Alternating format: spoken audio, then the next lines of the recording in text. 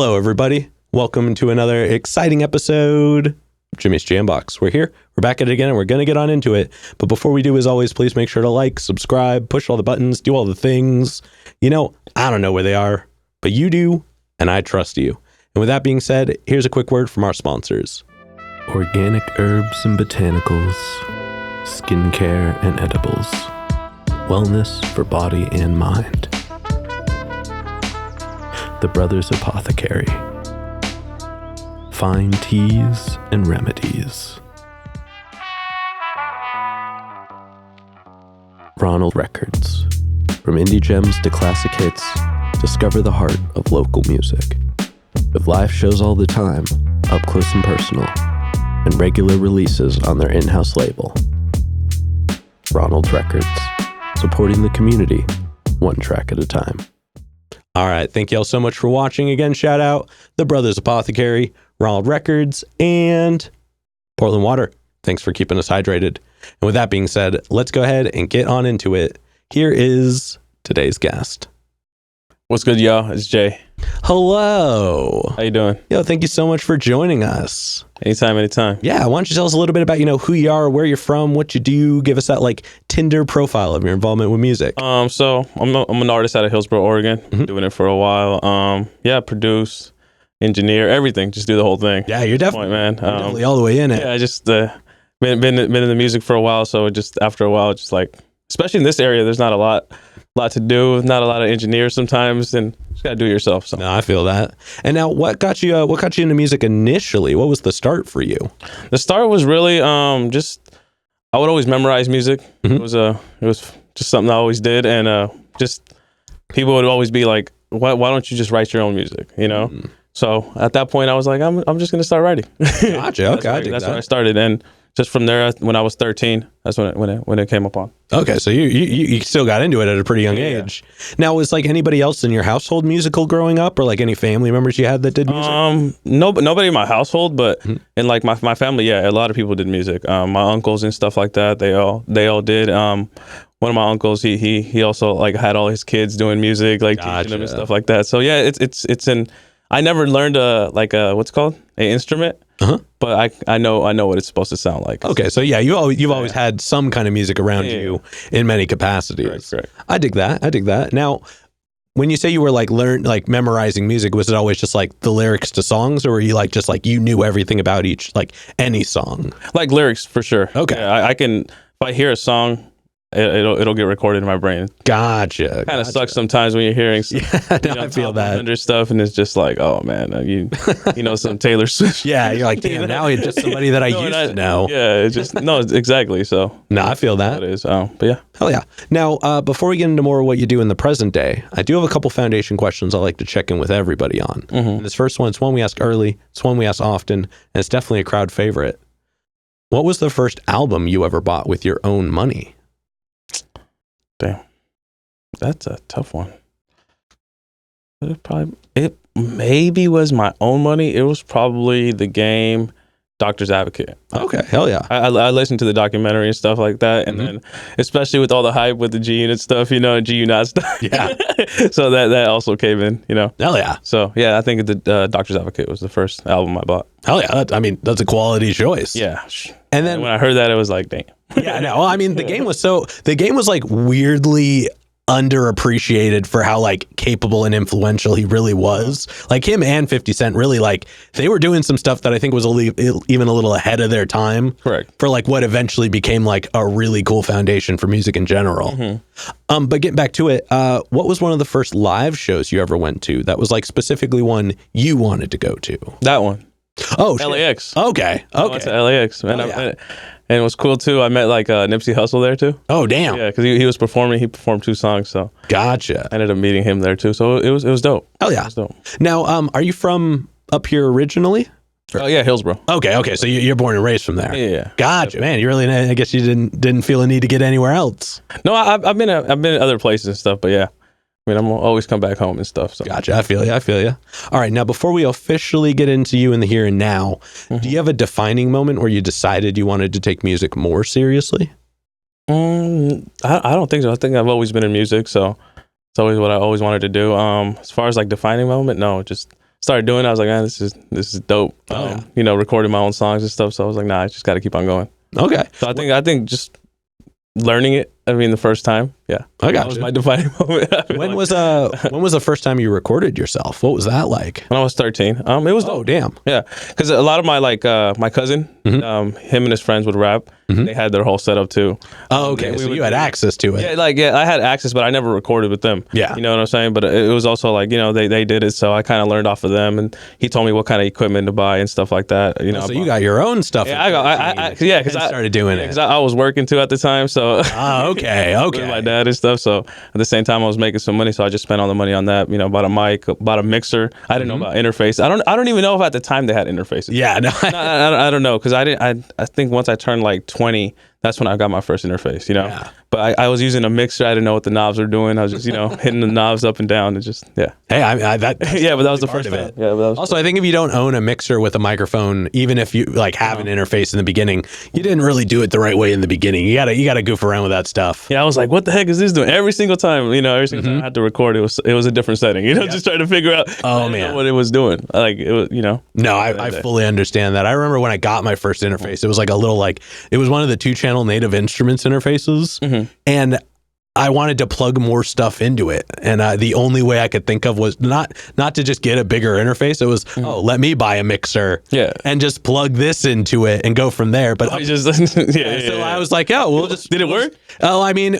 we eventually realized we could just record one thing at a time. Yeah. And then just layer it in. We're like, oh, duh, we don't have to go all at once. And then we were like, well, we could just leave it all plugged into the mixer. And then eventually I found out about multi-channel interfaces. I was like, we can just that's what everybody's doing now. Yeah, now you can plug everything in and do it at the same time, and it's its own thing. So, you know, there are steps in it for sure. But getting back into you, let's go ahead and we're gonna get into the here and now. And we are gonna get a super easy one out of the way. At least I imagine it's a very easy one. How'd you pick the name? Just my first initial thing. Okay. Yeah. Hell yeah. That's how it came up. Just my first initial. I was like, man, this is good. I dig that. Then did you decide to add the full word version of it just to kind of give some depth? Yeah, give it some depth. Yeah. Oh yeah, I dig that. That was it. I mean, it's definitely it's simple. It's easy to pronounce. It's easy to remember. It checks all the boxes for sure. Yeah, definitely. Oh yeah. Now let's go ahead and let's get into your writing process a little bit. And we're gonna break it up into chunks, but we're gonna start right at the beginning. Okay. So when you get inspired, you're ready to make music. What do you do to get a track started? And it's just really random, I think now. I think it used to be like, you know, get a beat, trying to find a YouTube beat and you know, start writing and XYZ. Lately, for the last like year and a half, I just been, you know, putting a beat on or making a beat, and I'm like suddenly just getting inspired. I don't do any writing anymore. Oh, okay. It's more just like, you know, just writing 10 words, 20 words. Yeah. Oh yeah. And I just like it better. I just feel more free. That's how I made my new project too. Hell yeah. It was just like that. It's I don't know. I like it better.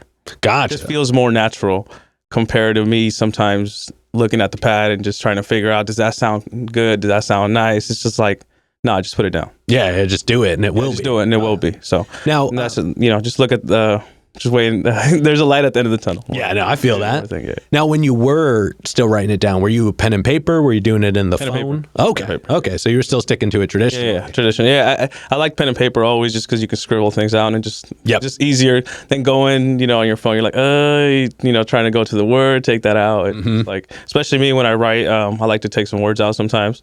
Like, because when you're writing, you're just, you know, going off and then, let me take this so it fits more better in the pocket, etc. So. Hell yeah. No, I dig that. Yeah.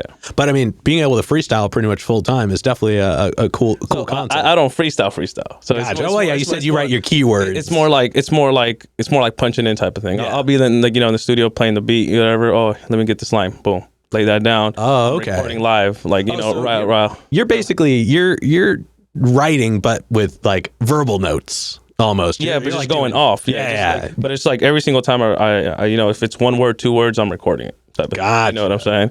Just to like try to get the finished product. And it usually like I just at the end it makes sense. Yeah. You know what I'm saying? And I've been liking the process. So no, definitely. And we're going to talk about your new project in a little bit. So that is cool to know about the process for sure. Yeah, thank you. But then sticking kind of to the making music part itself, when you get a track finished, I guess for you it would be written and recorded because you're kind of recording as you write. But how long does it usually take you to feel comfortable enough to perform a track? I mean, right away. Okay. I mean, as far I also like with this part of the memorizing thing. Oh, right. Words just kind of stick in your head in that way. Like that was another thing too. When I was in the studio with like other friends, and still till this day, if I go in there, they'll be writing their thing and they'll be like rapping it, trying to get it right. Oh yeah. And I'll be like, nah, you say it like this. I'll rap the whole thing out, literally. And that's what a lot of my my friends would be like, man, you already know what the heck I'm gonna. They're like, man, just say it this way. I already memorized your whole verse, and it's just like, yeah. So it sticks. That's a really handy thing to have, actually. Yeah, it is, but like I said, no, it definitely is. I feel you. So yeah, I learned my verses pretty quick. But as far as like performing, I mean, it's like everything. You have to rehearse. Like, I like to rehearse, like all the performance that I've done. I'll rehearse, 50 times until I get it right. Because at the end of the day, you are going to forget words once you get up. Oh yeah, it's almost better to prepare for those kinds of things than to hope you don't. Yeah, so I always prepare. I know the words, but I always do the preparation first. Yeah, that I imagine if you're like kind of punching in to write it as you go, you probably got to find the spots for like the breaths and like what you can do while moving, what you need to be a little more still for, and things like that. Yeah. So, and then I know you do production as well. Are you making your own beats full time now? Do you get them from other people? I say yeah, I'm making them full time. Okay, it's just I don't. I mean, I do work with some other producers and stuff like that, but sometimes it's just I don't feel the same. You know what I'm saying? No, I feel yeah. And it's also like I make 20, 30 beats. I'll probably just hop on one. Yeah. Eventually they're good. Not saying they're bad, but just that's what it comes out to. Yeah. Well, that not every beat you make is probably like a beat that you would do music over as well. Yeah. But you still got the versatility, I imagine. Now, this is always just something I'm so curious about because I have a hard time kind of separating these two when I do music that I also like make for myself. When you're like making the beat, obviously you're focused on the creation of that. But when it comes to like doing the words after, do you have a hard time like separating the two minds? Like, will you be listening to a beat and being like, damn it, I got to change that snare after this, or like, do you have a good job like compartmentalizing the two different processes? Oh yeah, definitely. Like you're talking about like both of them are what's it called? It's kind of separate. Yeah, they're separate, but I mean, they can work. They can entwine. Like I can just have some kicks going, some drums going. I can start the song right there, and then put something over it. Okay, so you'll even just kind of make a foundation. Yeah, I'll start and then build the track in. Okay, I got you. Start doing everything. So okay, I guess that makes sense. Yeah, if you're sitting in the hot seat. Yeah. So I can do it all. Like from the beginning. Damn, hell yeah, that's impressive. Like I said, I always had to like on days where it was when I was in my band when we were writing. I had to not be at the computer except to hit record because as soon as I like started editing, I just got into the weeds. So I really tried to like make it like on the days we wrote, just hit record, whatever's there is there. And then like 2 days later, I'll go and sit down and actually like edit it just because I can't do both at the same time or else I get too stuck on one and the other. Correct. Now, I guess just a quick couple of production questions because that is just the realm that I live in. What DAW do you use? I use an MPC now. Oh, okay. I am standalone for the most part, but I do incorporate like FL as far as like a controller because I like it because like with the MPC I don't know as like how to EQ things a certain way, you know what I'm saying? Like if I want to take some low end, high end type of things off some things, so it's easier for me to just hit MP3, convert it, and put it into a FL, and then edit it from there. Gotcha. But it is just incorporating mostly MP3. I mean MP3, MPC. Yeah, I gotcha. Now, are you using like an MPC Live? MPC Live too. Okay. So you're using like the newest one. Yeah. Hell yeah. See, I have a fully modded MPC 1000. Oh yeah. And now seeing everything people can do with the Live, I'm like, yeah, but I still want the 2500, man. Man, you and me both. Man, that is such a good one. I saw a deal on one a couple months ago. I was pissed that I didn't pick it up. Trust me, I'm pissed. I'm still pissed. Especially around this time, you'll probably be able to come across one soon. But they always show up at random. But yeah, the 2500 in particular is probably one of the coolest ones, unless you're gonna really get into it. Then the 4000 is cool for a lot of reasons. Yeah. But I don't want to get too far into the weeds. It's cool that you do it all like mostly standalone though. That actually is a really interesting approach. Get vinyls and stuff. So yeah, go to the record store, get some vinyls and some cheap vinyls, try to figure out. Yeah, find cool stuff from there. I dig that. And then as far as like vocals and stuff, do you just record those in FL? No, I use Pro Tools. You go. Oh, okay. Pro Tools. Okay, so you're a multi-dot expert. Yeah. I use Pro Tools, FL for for producing. Gotcha. So like stuff like that, Okay. Well, we're gonna edit Ableton into both of those answers. No, I'm just kidding. You're an Ableton. I mean, yeah, that's good. I started on. I mean, it just depends what you're doing. I started on Logic 8. and then went to Logic 9, and then my computer crashed, and I didn't like Logic 10 or Logic X, and I worked at Guitar Center at the time. I had a free version of Ableton Standard, so I gave it a go, and now it's just, I love it so much. Yeah, you do a lot of production, or do you? Yeah, I mean, I have in the last like 12 years, I've been in multiple bands, multiple projects, and things like that. Ableton is like, I'm not gonna say it's like FL, but it's more like, production type of thing. It's very versatile. When I like got into it, they were finally moving away from like more of the live stuff and leaning heavier into like the producer side of things. So it made it a little easier to transition, but I still miss Logic 9 if I could go back to it. Man. But like I was using Logic too. I was on Logic before Pro Tools. Yeah. Well, Logic 9 was a different beast than Logic X. They changed up a lot. It's really powerful now, but during the switch, they like changed it so much. It was difficult to get used to for me. Yeah. And so if I had to learn something new anyways, and I had a free version of Ableton Standard from Ableton, like they let us like have it, so we know how to use it, how to sell it, how to explain it. It just made the most sense. And now it's just such a fast program. I think that's really what I didn't realize how cool it was for recording so many things at once. Because at a point I had like 8 synths, and to be able to just go in and plop them all in and just see it super quickly, it was really helpful. Yeah, definitely. But, again, we're not here to talk about you. We'll get into it forever. But now I want to talk about some of your music. Okay. So, let me take a quick sip of this. So I jumped on, ye old Spotify, and I checked it out, and you have a crazy amount of music going all the way back to like 2014. I shouldn't listen to that. I probably should take that off. I mean, first of all, I'm going to say this for the record: the first track that's available on there, Portland, the Northwest Anthem, that track is rad. Please don't get rid of that one. That one's actually really cool. Like if that's some of your earliest work, it's just a good example that literally, a decade later, you were putting in the work. You were creating stuff that like really had a good sound. I like your sound. Thank you. From the beginning. Like there was actually the only spot was like this weird gap in like the end of 2020 to like 2021.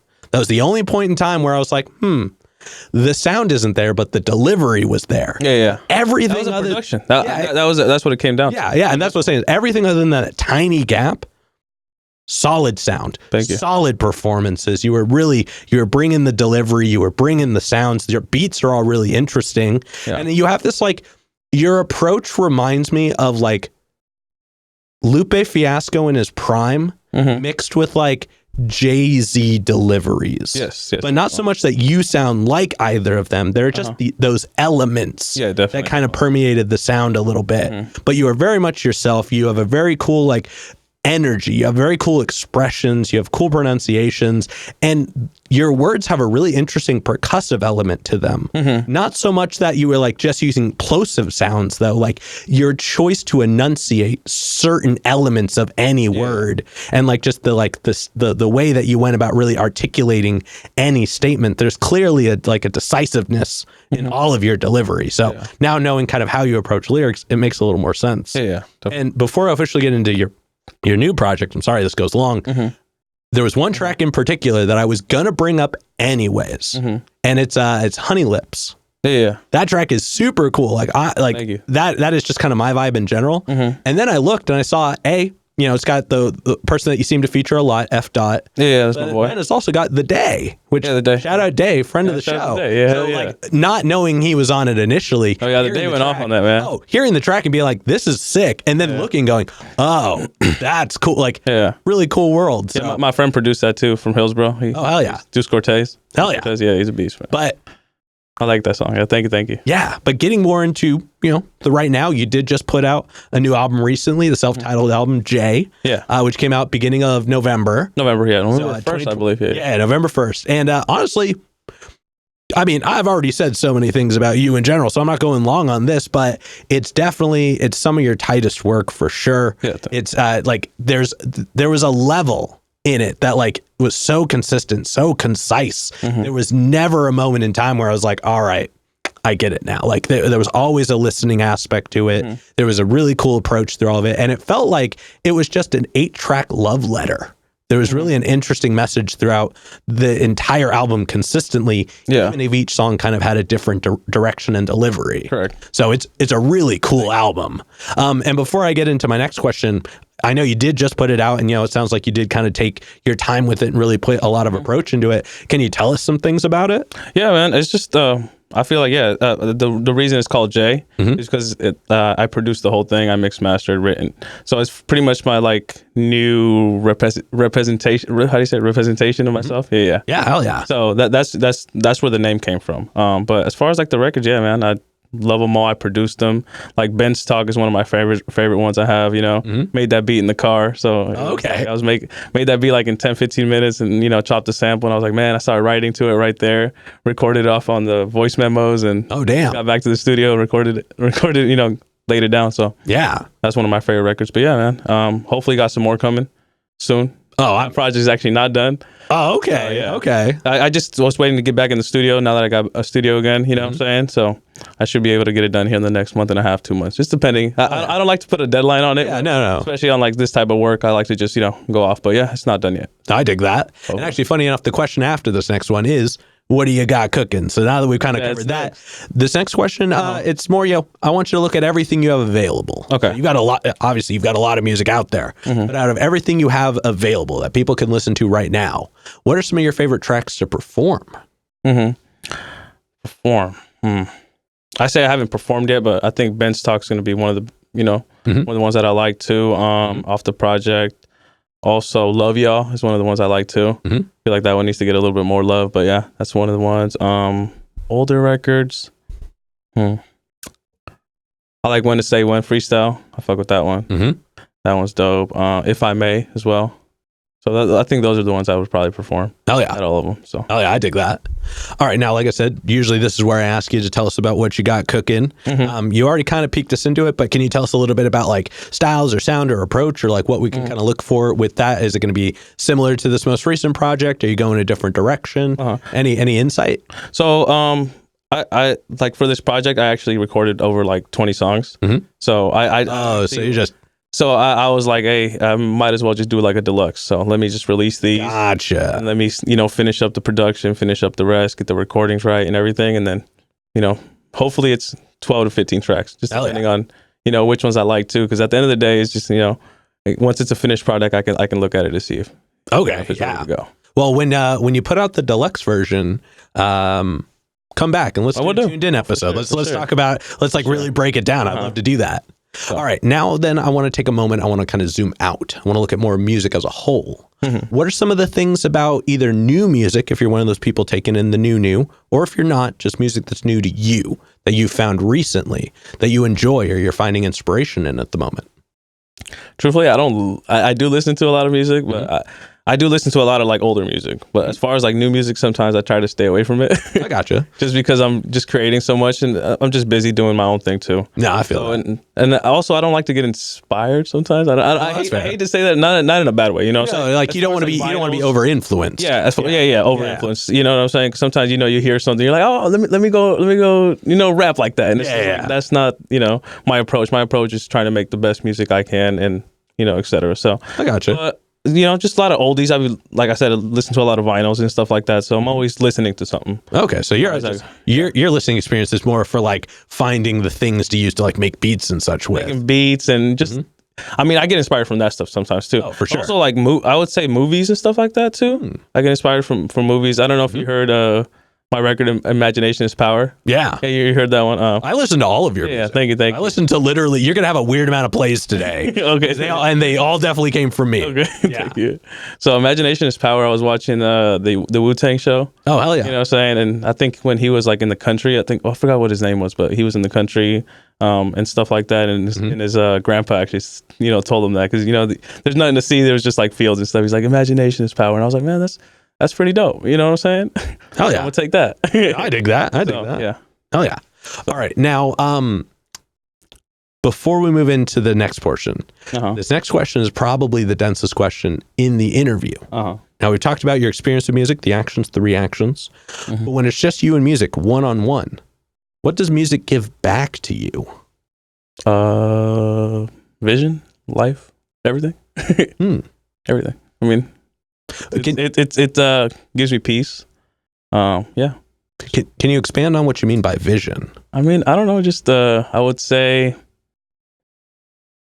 just makes everything easier when you're hearing music, when you're doing music. I feel like if the world was silent, it would be, if there was no music, it would be pretty weird. Oh yeah, emotions wouldn't be there as far as like that expression. I mean, we still express ourselves with like body language, talking and stuff like that, but like different forms of expression and stuff like that. So I think music, especially on like the emotional level and expression level, it's because it's somewhat in the realm of metaphorical. It allows more people to understand it. Yeah, because they can hear a concept presented and create their own understanding from it. Yeah. Whereas if somebody just says something directly, that's not as open for interpretation. You know what I mean? If someone's like, I'm mad, then you're like, okay, the only thing you can feel is mad. And if they like say these things that like portray this imagery that is of that, then people can connect to it. Yeah. So I dig that for sure. I'm more just, vision is a really interesting one. That's one I haven't gotten before. So I'm like trying to expand that in my own mind. Maybe I'm just, no, I mean like it makes sense. Cause like, but more I'm like, I just want to know, like, is it like, it gives you like a direction? Does it like let you like see like how you approach life differently? I really, I mean, yeah, too. Like I'm saying, it teaches you things and stuff like that too. Okay. Okay, cool. Well, thank you for letting me dig into that a little bit. I really just, teaches you patience, everything. So hell yeah. Okay. Well then let's go ahead and let's move on into this last portion, which is all hypothetical questions. Okay. And for this, sky's the limits. The questions are all made up, so the answers are allowed to be as well. But this first one is pretty straightforward. If you could work with any one person, the only requirement is they have to be alive. Who would you want to work with, and how would you want to work with them? I think Dr. Dre. Okay. Hell yeah. I mean, just make an album with him. Yeah. Yeah. I feel like would you want him to make your album? Would you want to work with him on his? Would you want to like do a collaborative thing? Like, I think I would first. I mean, of course, I would want him to work on mine. Yeah. I mean, that would be. But maybe the first time, probably work on something with him. Mm-hmm. You can learn a lot. Learn the studio, learn different way to get things, sounding, producing, etc. I mean, he knows it all as far as like structure of a song, how it's supposed to sound, everything. So, well, shoot, some of his stuff I think influenced so much of music now that we all know of his stuff. Like that's just kind of the way it's been. But definitely a solid choice. Yeah. And then subsequently, who's a local artist that you're aware of that you haven't gotten to connect with yet, but you would like to? That's a tough one. Let me see. Man, give me a second. But think about it. Yeah, you're all good. I'll have to think about this one. Person I like to work with. I mean, remember A$AP Rock lives here. Who? A$AP Rock.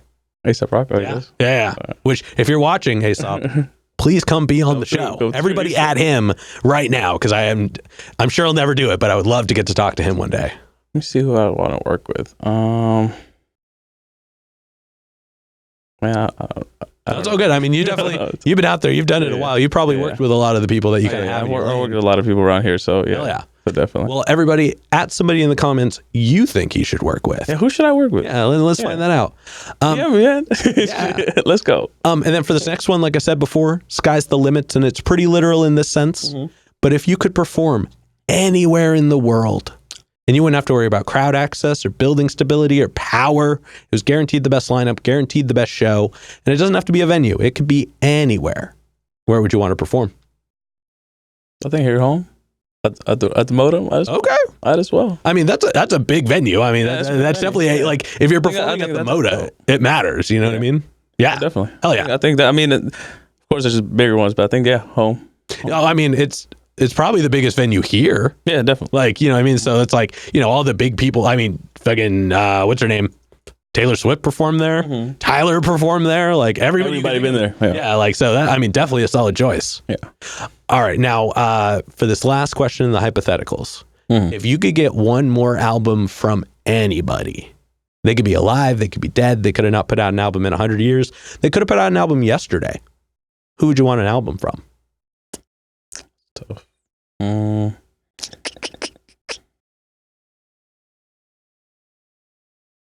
I think Jay-Z. I mean, he's probably coming out with something else, but I think Jay-Z. Yeah.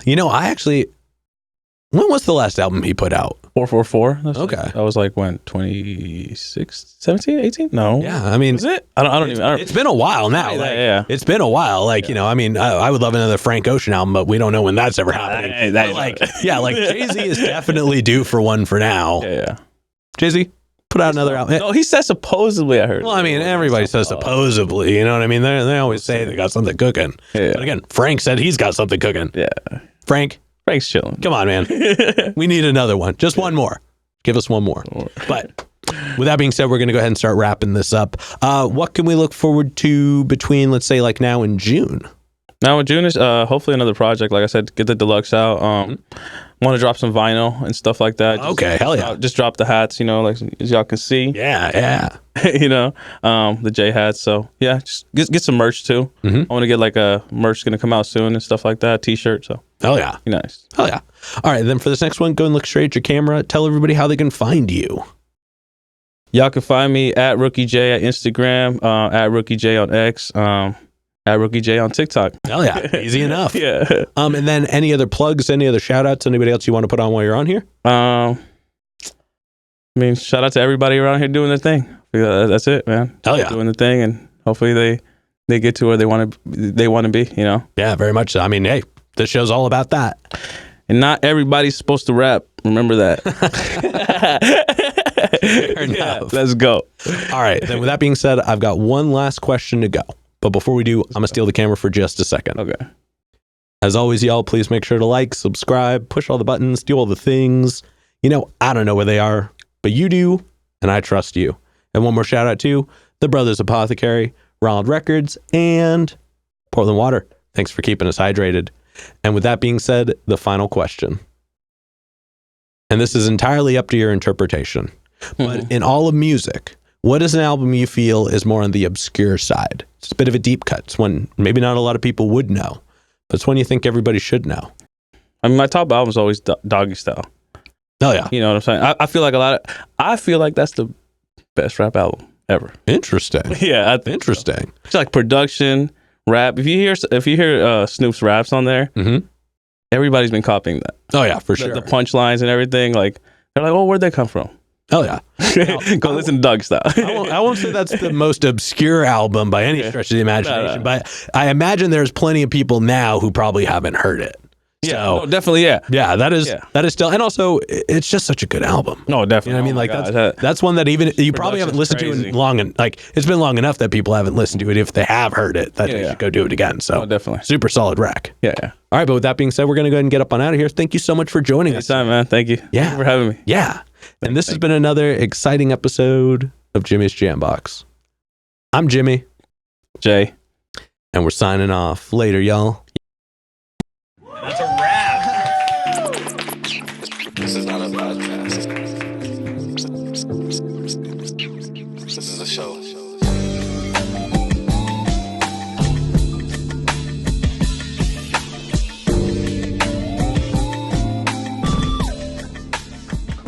Keep jamming.